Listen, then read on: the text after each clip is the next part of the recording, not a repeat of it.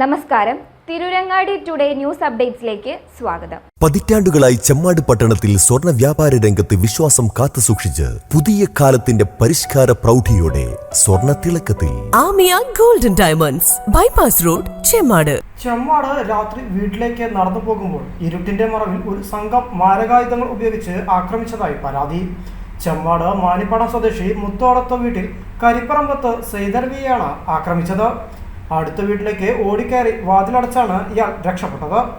ആയുധം കൊണ്ട് തലയ്ക്ക് വെട്ടേൽക്കുകയും ഇരുമ്പ് വടികൊണ്ട് കയ്യിനും കാലിനും അടികൊണ്ട് പരിക്കേൽക്കുകയും ചെയ്ത സെയ്തർവി തിരൂരങ്ങാടിയിലെ സ്വകാര്യ ആശുപത്രിയിൽ ചികിത്സ തേടി.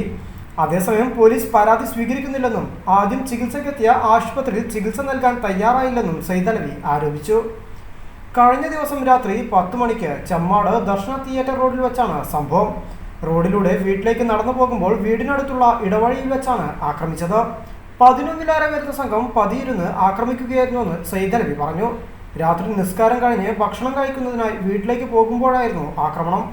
വീടിന് മുന്നിൽ വെച്ച് ഇരുട്ടത്ത് പതിയിരുന്ന സംഘം ആയുധം കൊണ്ട് തലയ്ക്ക് വെട്ടുകയും ഇരുമ്പ് വടി കൊണ്ട് കയ്യിനും കാലിനും അടിക്കുകയും ചെയ്തതായി സെയ്തലവി പറയുന്നു. അതേസമയം പോലീസ് പരാതി സ്വീകരിക്കുന്നില്ലെന്നും പരിക്കേറ്റ് ചികിത്സയിൽ കഴിയുന്ന താൻ തന്നെ നേരിട്ടെത്തി പരാതി നൽകണമെന്നാണ് പോലീസ് പറഞ്ഞതെന്നും ഇവർ തന്നെ ആക്രമിച്ചവരെ സംരക്ഷിക്കുവാനാണ് ശ്രമിക്കുന്നതെന്നും ആദ്യം ചികിത്സയ്ക്കെത്തിയ ആശുപത്രിയിൽ ചികിത്സ നൽകുവാൻ തയ്യാറായില്ലെന്നും സെയ്തലവി ആരോപിച്ചു.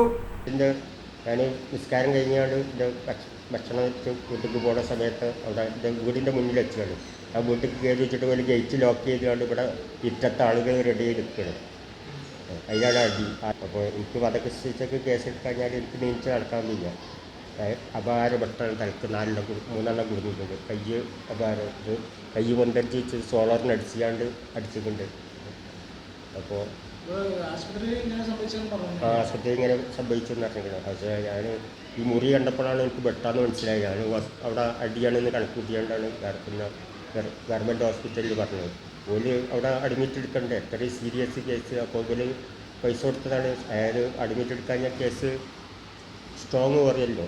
പോലീസുകാരാണെങ്കിൽ എഫ്ഐആർ ചെയ്താൽ രാത്രിയിലോട്ട് ചെന്നപ്പോൾ ഓല് പറഞ്ഞു പിന്നെ SUV അടിയാടുന്നാണ്ട് പോലീസുകാർ അങ്ങോട്ട് പോയിക്കണം പറഞ്ഞാണ്ട് 2 വണ്ടി പോയിക്കണം പറഞ്ഞാണ്ട് അവിടെ ഒരു പരാതി പോലും എടുക്കില്ല. അങ്ങനെ എന്നോട് രാവിലെ വരും. ഞാൻ പറഞ്ഞു ഇങ്ങനെ ചോരയിൽ മുന്നിട്ട് നിങ്ങൾ പരാതി എടുക്കാഞ്ഞാൽ എങ്ങനെ ശരിയാവുമെന്നത്. രാവിലെ 10 മണിക്ക് എടുക്കുന്ന സ്ഥലം തന്നെ അവിടെ ഒരു പുറത്തല്ല. ഹോസ്പിറ്റലാണോ പോലീസ് സ്റ്റേഷനാണോ റോഡാണോ എൻ്റെ വീടാണോ എന്നത് പോലും അതായത് തല കറങ്ങിയിട്ട് തലക്കടി ഒടുങ്ങിയതല്ലേ. തല കറങ്ങിയിട്ട് എവിടെയും പുറത്തല്ല. മോനെ ഏതാണോ ചങ്ങായി ഏതാണോ ഇതെനിക്ക് പുറത്തല്ല. അങ്ങനെ ഒരു പരിഹാരം ഉണ്ടായിട്ടില്ല. പോലീസ് ചിലപ്പോൾ ഇവിടെ ഭയങ്കരമായ പരിക്കുണ്ട് കാര്യം. അപ്പോൾ വേനായിട്ട് നിൽക്കാൻ തന്നെ എനിക്ക് വയ്യ.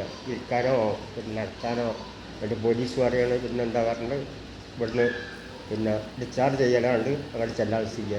ഞാൻ പറഞ്ഞു നിങ്ങൾക്ക് തീരെ ബുദ്ധിയില്ലേ, നടക്കാൻ വയ്യാത്ത ആൾ നടക്കാനും തല കറങ്ങിയിട്ട് തലക്കാനുള്ള വെട്ട് ഒരു കൊല്ലണം ചെട്ട് ചെയ്തതാണ്.